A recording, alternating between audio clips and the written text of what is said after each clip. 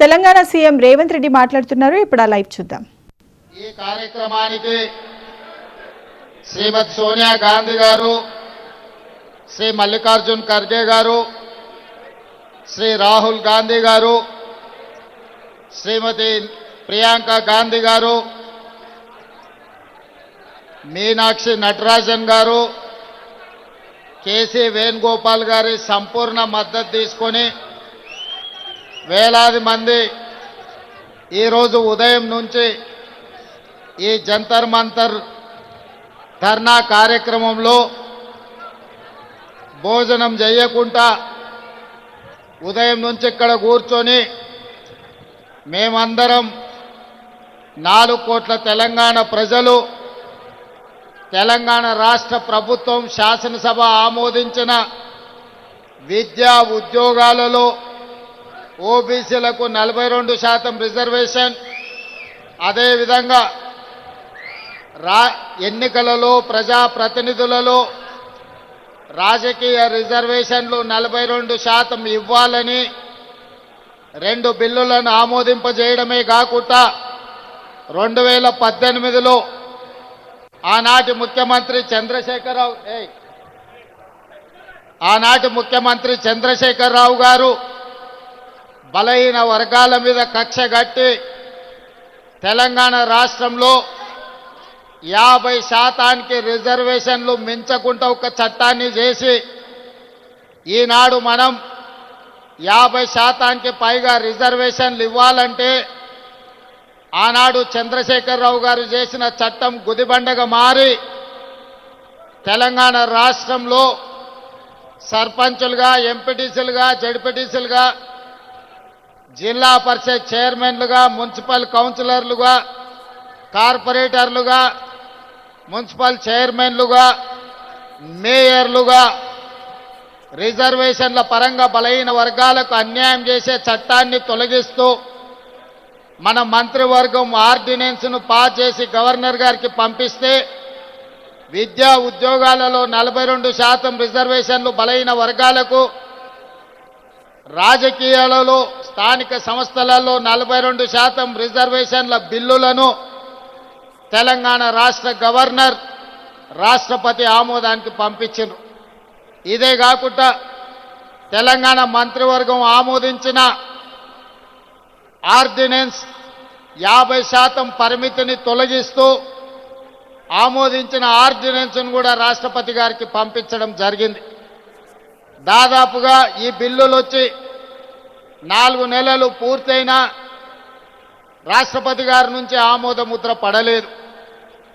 నరేంద్ర మోడీ గారు, భారతీయ జనతా పార్టీ ఈ బిల్లులను అడ్డుకొని తెలంగాణ బలహీన వర్గాలకు అన్యాయం చేస్తుంటే ఇక గల్లీలో ఉండలేక ఢిల్లీలోనే తేల్చుకుందాం పదండి, చలో ఢిల్లీ కార్యక్రమాన్ని తీసుకొచ్చి ఈ వేదిక మీద ఉన్న ఉద్దండులే కాదు, తండాలలో, గూడాలలో, మారుమూల పల్లెల్లో కాంగ్రెస్ పార్టీ జెండా మోసిన ఈరోజు బలహీన వర్గాలకు 42% రిజర్వేషన్లు ఇవ్వాలని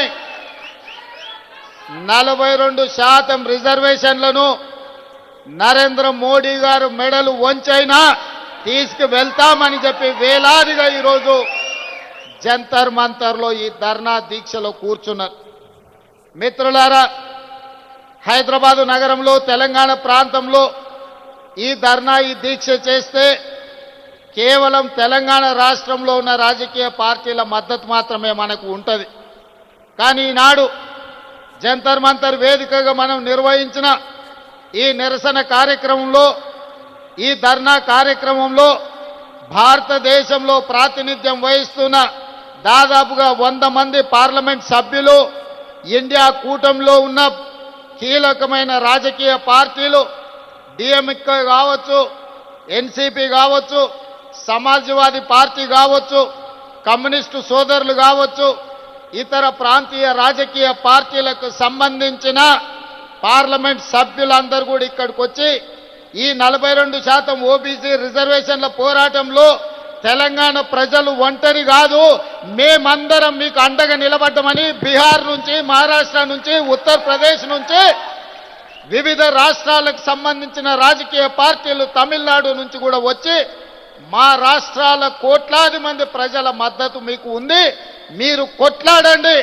మీకోసం పార్లమెంటులో నరేంద్ర మోడీని నిలదీస్తామని చెప్పి ఇండియా కూటమికి సంబంధించిన రాజకీయ పార్టీలు పార్లమెంట్ సభ్యులు ఈరోజు మనకు అండగా నిలబడ్డారు. ఇవాళ 100 మంది పైగా పార్లమెంట్ సభ్యులు, తెలంగాణ మంత్రివర్గం మొత్తము, పార్లమెంట్ సభ్యులు, శాసనమండలి సభ్యులు, శాసన సభ్యులు, వేలాది మంది తెలంగాణ నలుమూలల నుంచి వచ్చిన మిమ్మల్ని చూసిన తర్వాత నాకు 100% సంపూర్ణమైన విశ్వాసం కలిగింది. రాహుల్ గాంధీ కన్యాకుమారి నుంచి కశ్మీర్ వరకు 150 రోజులు మండు టెండల్లో మంచు కొండల్లో పాదయాత్ర చేస్తూ తండాలలో, గూడాలలో, మారుమూల పల్లెల్లో పేదవాళ్లను కలుస్తూ వాళ్ళ గుండెల్ని తడుతూ వాళ్ళందరి ఆలోచన విని ఈ దేశానికి ఒక మాట ఇచ్చిండు. తెలంగాణ రాష్ట్ర ప్రజలకు ఒక మాట ఇచ్చిండు. తెలంగాణ రాష్ట్ర ప్రజలకు విజ్ఞప్తి చేసిండు.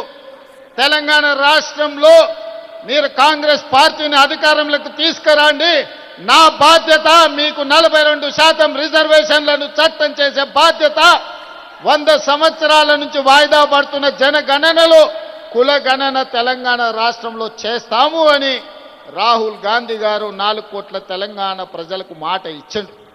కామారెడ్డిలో మా మిత్రుడు మహేష్ కుమార్ గౌడ్ గారి తీర్మానంతో షబ్బీర్ అలీ గారి నియోజకవర్గంలో 42% బీసీ రిజర్వేషన్లు, బీసీ డిక్లరేషన్ను ఆనాడు పొన్నం ప్రభాకర్ గారు, అదేవిధంగా మా manifesto committee chairman Sridhar Babu గారి తీర్మానం మేరకు రాహుల్ గాంధీ గారు, సిద్ధరామయ్య గారు కామారెడ్డిలో ప్రజలకు మాట ఇచ్చారు. ఆ మాటలో భాగంగానే ఇవాళ 42% రిజర్వేషన్లకు సంబంధించి 100 సంవత్సరాల నుంచి ఏ రాష్ట్ర ప్రభుత్వం, కేంద్ర ప్రభుత్వం కులగణన చెయ్యలే. నాకు తెలిసి ఉమ్మడి రాష్ట్రంలో 16 మంది, తెలంగాణ రాష్ట్రంలో చంద్రశేఖరరావు గారు, మొత్తం 17 మంది ముఖ్యమంత్రులు 70 సంవత్సరాలలో ఈ దేశం మొత్తం లెక్కేస్తే ఒక 300 మంది ముఖ్యమంత్రులైన ఈ దేశంలో వివిధ రాష్ట్రాలకు 300కు పైగా ముఖ్యమంత్రులు ఎవరు చెయ్యని సాహసం, ఎవరు చెయ్యని కులగణన తెలంగాణ రాష్ట్రంలో నా మంత్రివర్గ సహచరులు, ముఖ్యంగా ఉప ముఖ్యమంత్రి వర్యులు బట్టి విక్రమార్క గారు, cabinet sub committee chairperson Uttam Kumar Reddy గారు, దామోదర్ రాజనరసింహ గారు, పొన్నం ప్రభాకర్ గారు, సీతక్క, వీళ్ళందరూ నాకు అండగా నిలబడి 100 సంవత్సరాల నుంచి జరగని కులగణనను 300 పైగా ముఖ్యమంత్రులు చెయ్యలేని పనిని చేసే అవకాశం, చరిత్రలో మిగిలిపోయే అవకాశం మీరందరూ కల్పించారు. ఈనాడు ఏ ముఖ్యమంత్రికి రాని అవకాశం, ఏ రాష్ట్రానికి రాని అవకాశం, ఈరోజు దేశానికి ఆదర్శంగా నిలబడడానికి తెలంగాణ రాష్ట్రానికి, తెలంగాణ రాష్ట్ర 2వ ముఖ్యమంత్రిగా మీ సోదరుడిగా నాకు అవకాశం వచ్చింది. ఇది ఒక గొప్ప అవకాశం. ఇది చరిత్రలో మిగిలిపోయే, చరిత్రలో రాసి పెట్టే అవకాశం.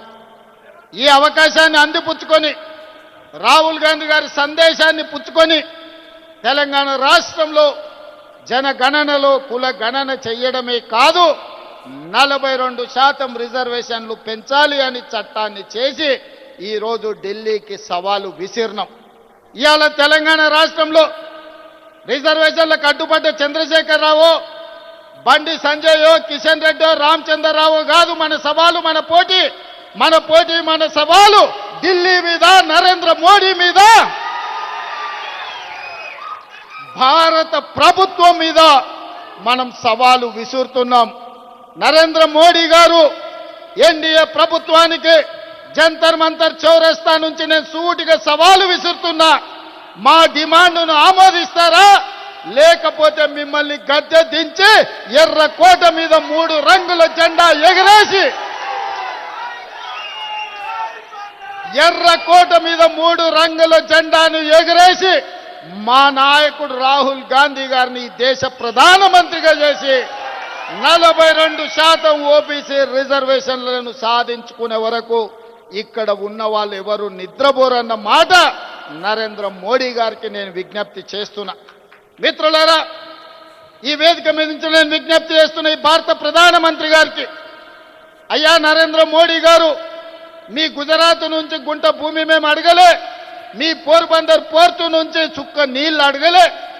మా తెలంగాణ రాష్ట్రంలో మా గడ్డ మీద మా బలైన వర్గాల సోదరులకు మేము 42% రిజర్వేషన్లు ఇచ్చుకుంటామంటే మీ గుజరాత్ వాళ్ళకు వచ్చిన కడుపు మంటేందని నేను అడగదలుచుకున్నా.